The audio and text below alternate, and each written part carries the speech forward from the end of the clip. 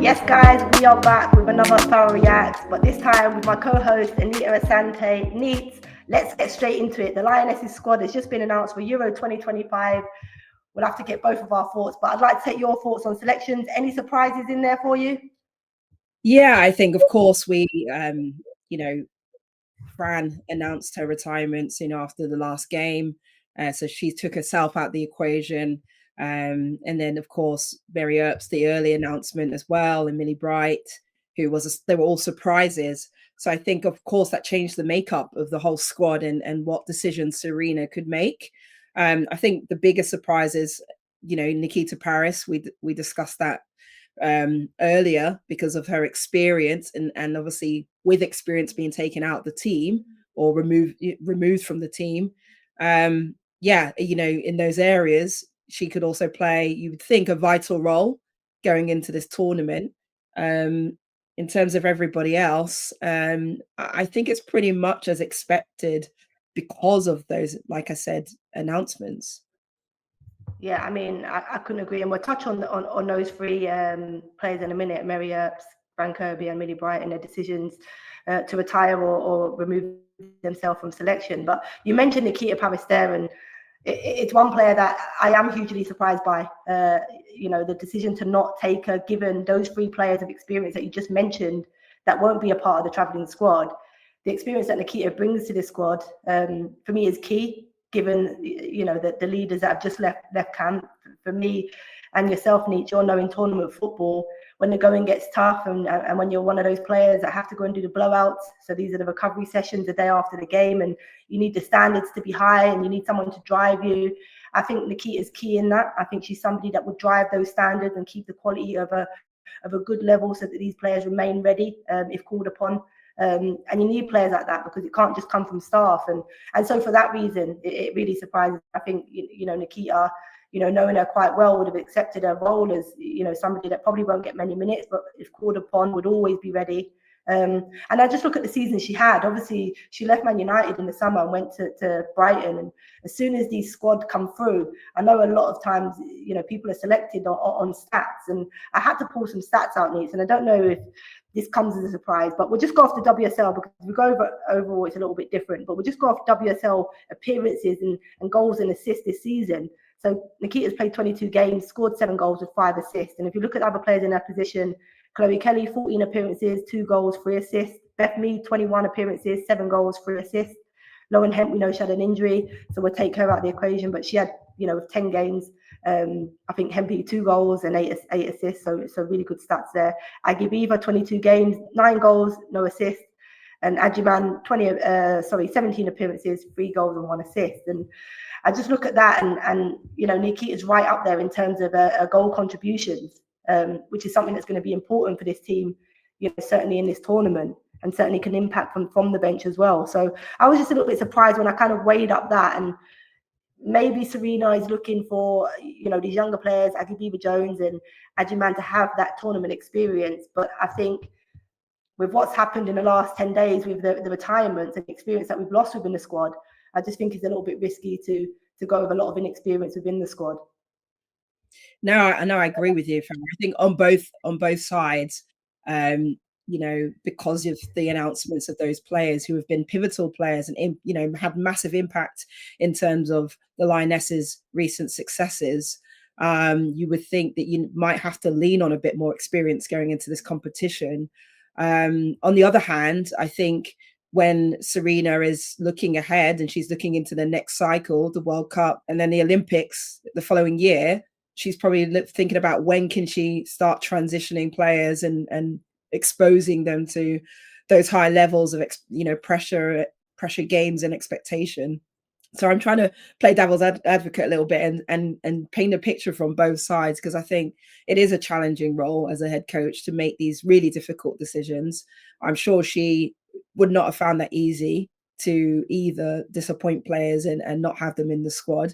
But one of the other parts of her job is to try and bring players through the pathway and get them into these kind of tournaments. And as we've seen in the 2022 Euros, the home Euros, the impact that the likes of Chloe Kelly, Alessia Russo, and Ella Toon had, you know, maybe we'll have that one shining star and emerging talent, and maybe she is the wild card that could just be that for England. Yeah, no, and I absolutely get that. Of course, we want to see and develop the future of the game, and want to see that the pathway is working, and those players from the 23s are able to step through into the seniors. But I always find it quite baffling, and you've been there, Anita, as you start to get a little bit older, and you hit that 30 mark, that you seem to be wrote off a little bit. And for me, it's 30, 31, these ages that Fran is 31, and was told she's on standby at 31. She's a player that has huge experience, and in my opinion, would be one of the first midfielders called off the bench in a game where you're chasing, or even a game if you just want to settle it and you need a goal. If you might go down to goal difference, Fran is somebody that you could bring in. So I think it's quite easy to talk about the pathway and, exposing these players to, whether it be the World Cup in 2 years or as you talk the Olympics, but you're writing off 30-year-old players of the age of 31, having to retire from international football because they're not seen as somebody that can impact now in the present. And then obviously in 2 years at 33, again, no age. And I just compare it and I look at, you talk about pathways, and the only, comparison I can have is the men's senior team. And of course, you need to bring young players through, and that's something that Thomas Tuchel now will do, and Gareth Southgate, did in his time. But he brought Jordan Henderson back for a reason. He brought experience back into the team and play, not just the experience, but the character of the player. And that's what surprised me a little bit. I would imagine, we've been there with Fran. Fran's great character, and I'm only using Fran over Mary and Millie because that was more their choice. Whereas I feel like with Fran, this choice was taken away from her because she was already told, you're not a part of the squad going. So, a kind of decision was more forced as opposed to not wanting to be there. But I just think they wrote off too early, and we're too quick to get rid of these 31-year-olds or 30-plus players to bring kids through with zero experience. And when it comes to push comes to shoving tournament, I can guarantee they won't rely on those players to come into the game. And that's what is a little bit disappointing because, are you going to throw an Aggie Beaver on and Aggie Beaver Jones on, or and who knows? But I'm saying my point is, Anita, is that she scored that goal, didn't she, where she come on a sub, Ajiman, and I was like, brilliant. Now she's going to get a few more minutes before the tournament. So let's see, can she do it again, and let's have a repeat of that. And she hasn't been given an opportunity to. Now she's going to a major tournament with 10 minutes of international experience. No, Faz, I love the fact she's going as a wild card. I love that. I really do. I mean, you spoke earlier in the pod. Look, wouldn't it be great if she was a wild card? But that was after a goal, and that was after me thinking she'd get more minutes. Yeah, no, I think everything you've said, I don't disagree with. I think Fran is probably the strongest argument. As much as I think, Nikita's had a really good season and a strong season, and I think she has experience, and I still think she has more to offer an England side. I think the stronger argument is for Fran and her experience in the midfield, because I think the midfield is light. I think Georgia Stanway is not 100% fit. She's played maximum 90 minutes this year.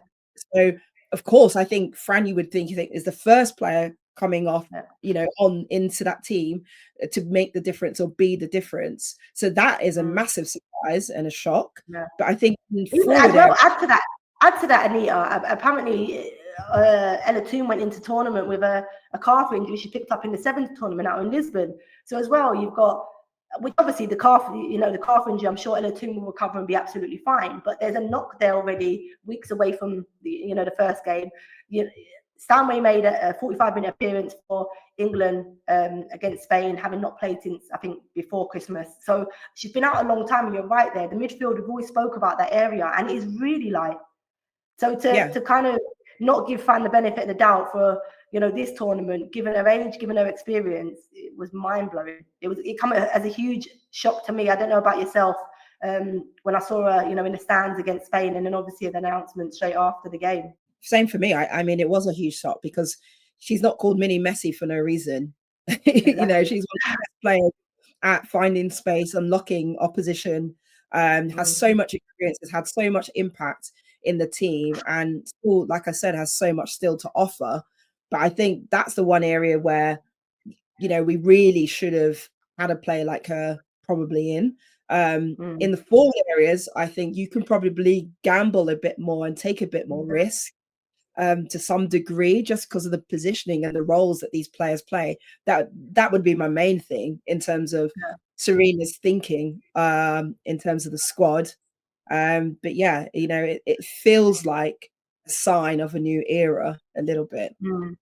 No, I couldn't agree more, and maybe that is what it is. But I guess in terms of the rest of the squad, it pretty much picked itself. There was just only, as you say, the 3 retirements or 2 retirements plus Millie Bright excluding herself from selection for this tournament, and then obviously I think Nikita and Fran Kirby was a surprise. You know, a surprise non-selection. So yeah, that really did surprise me. But let's touch on the announcements. Is that, you know, that the England team, and how, you know, distracting is it for the team going into a major tournament when 3 key players have announced that they aren't going to be a part of this team in this tournament? How has that impacted, you reckon, the team this week, or how will it impact them going into tournaments, and how other nations maybe view them? Yeah, I mean, obviously those are 3 big players that we're talking about.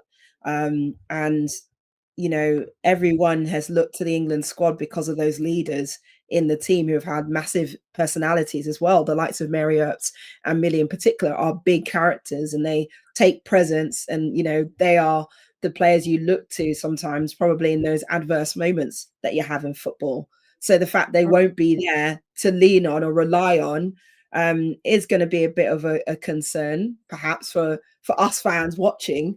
But on the flip side of that, you know, that's football. Things happen. Teams have to adapt. They got to find a way to try to be resilient. Maybe other teams are looking at it and going, oh, you know, England are a lot, you know, from the outside perspective, looking a bit weaker, a bit vulnerable. So of course, you know, could be the perception of England going into this competition. But we've also seen announcements like Wendy Renard left out the French squad, which was equally a massive shock. And as you said, is it the sign of people ruling out older players too soon? I do think so, but I just think that losing those 3 players, and then you add to that obviously the experience of Keats, that makes 4 senior players. In terms of those then leadership roles, because let's not forget Millie Bright was, if I'm right in saying, the vice captain of this England team. So, you know, now you've lost your vice captain. Who takes up that role? You know, off the top of my head, probably somebody like Lucy Bronze will take up that role and responsibility. But what does it do then, like emotionally, you know, one for the squad, but also in terms of filling those leadership roles? Which players now, when you look at the squad, do you point to and go, well, actually, you're going to have to stand up now and be a real leader, because that's what this team needs? Yeah, I think that, of course, it's going to be somewhat emotional for some of these players because they naturally have built relationships over time. They've been on a journey together through multiple tournaments. So to not be able to turn to those individuals and look into their eyes in those moments where you really need those big characters, you know, that's going to be difficult. But of course, Leah Williamson is returning to the England squad as the captain, having missed out on a World Cup. So you'd hope that she is going to come back and be that influential figure, you know, and also look into the players who are just living off a bit of a high at the moment of winning the Champions League. Those 5 Arsenal players that are in this squad, can they take some of that momentum and that experience into this competition, and be those positive forces for this team? Just trying to think, you know, what other players, but I mean, we look at Hemp and we look at, you know, Chloe Kelly and these players, they're like experienced players now in this England squad, even though they're 23, which is mad to say, but they are, you know, because they've been consistent, especially Hemp in this team, playing, performing. But I'm looking at Beth Mead. I'm looking at Beth Mead and players like that and going, can you be one of the leaders in this team alongside Leah, alongside Lucy Bronze, and the big characters, and step into those shoes and take responsibility and embrace those roles? Yeah, and we're going to need that. And Beth Mead, you mentioned there, I think she had, you know, 2 very good games against Portugal and against Spain. So yeah, she showed, you know, her qualities in both of those games. So she could be somebody that steps up. But again, we'll be fighting for that, you'd imagine that position on that right-hand side. So it's how that plays in as well. You know, taking that responsibility if you're a non-starter isn't as easy as when you're starting. But we could go on about the players that decided that they were retiring from the tournament. But let's discuss the Millie Bright situation, because she stepped away from camp because of mental health and needing that little bit of rest away from football. I think that was what she mentioned. And then obviously the decision come after the game that she made the decision to step away from being selected for this tournament because of mental health reasons, and she didn't feel she could give everything to the team and didn't want to sacrifice somebody else being in that position over herself. What did you make of those comments, and do you have empathy with you know, that, and understand, you know, that's what players, you know, can go through? Yeah, I think firstly, like we obviously have to respect the decisions of players, you know, when it comes to mental health or well-being. Players know themselves best, and if she felt that not only would she not be able to perform at 100% of her capability, then of course you wouldn't want to go to a major tournament and be subpar or way below your levels either, because that will have impact on the team. You know, we don't know the well-being of the player. We don't know what's going on, you know, in Millie's head and her reason, you know, why.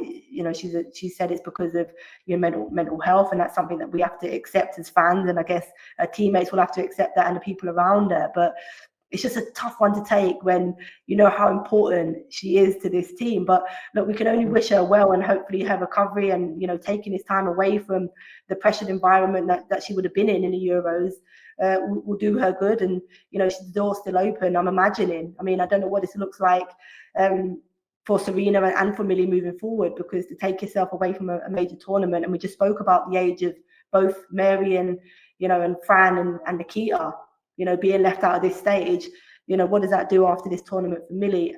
I guess the conversations that Millie and Sarina would have had, only they know.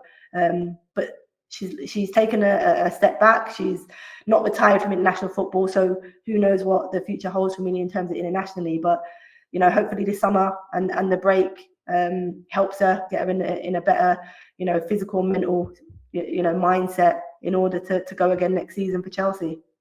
Yeah, of course. I think we wish her the best in her recovery. Like we want a Millie Bright that's at her best and feeling mentally and physically well. And you know, I said I was like, there's no way Millie's been missing a single minute of football. Yeah, we know what she's like, and that's why, you know, I think it really, you know, is a really big, courageous thing for her to just say for herself. She knows herself, and that she needs to take the time out, really. Yeah. I mean, you know what? The only thing is that when I think back to kind of my career and, you know, being in situations, the 2017 Euros, I was in a really, really bad space. Mentally, probably wasn't accepting it and owning it. And the best thing was for me was to go to the tournament and be around kind of people that, well, one, it gives you a little bit of structure. It gave me that bit of structure. Two, I could kind of train and keep myself, you know, in a physical, good, you know, headspace. And so that tournament, you know, helped me. I'm saying helped me. I ended up, you know, assisting Daniela van der Donk for the winning goal in the semi-finals against us. But I meant in terms of the tournament itself and doing things that we know that, you know, we love. It really did help me in 2017. But everybody's different and, you know, deals with things differently, and we've seen the differences in mental health now and how people deal with those situations. They remove themselves from their workspace, which, you know, in this example, it's football for Millie. And, you know, as I said, we both said it, all we can do is wish her well. But from a fan's point of view, you know, myself, yourself, I think every football fan, Lioness fan, yeah, we've had a tough 10 days in accepting kind of those players that have been so key to this Lioness team not being a part of these Euros moving forward. And it's a difficult one. And all we can do is hope that the players that now have been selected can show some resilience, can show some leadership, which they're going to need, going to show some character. And hopefully, as you mentioned, Anita, whether it be Aggie Beaver-Jones or Grace Clinton or Ajiman, you know, hopefully one of these players can come out of this tournament the next superstar that, you know, Ella Toone and Chloe Kelly and Russo were back in 2022. And that's my hope for this England team in this tournament. And yeah, all I can do is wish them the best of luck. We'll be supporting them from afar. I'm not sure we'll spend too much time out in Switzerland, but we will be supporting them. I'm hoping to get an England shirt before then. But yeah, that's it for our Fara and Anita Reacts. It was a quick one. Well, it was supposed to be a quick one actually, Neat, but now I've just looked at the clock. It's a longer Reacts than would normally be. But make sure you tune into BBB throughout the Women's Euros, where myself and Anita will be providing you insights and reaction throughout the tournament, powered by our partner Pepsi Max. So looking forward to that, Neat. And we start next week, Tuesday, the 10th of June.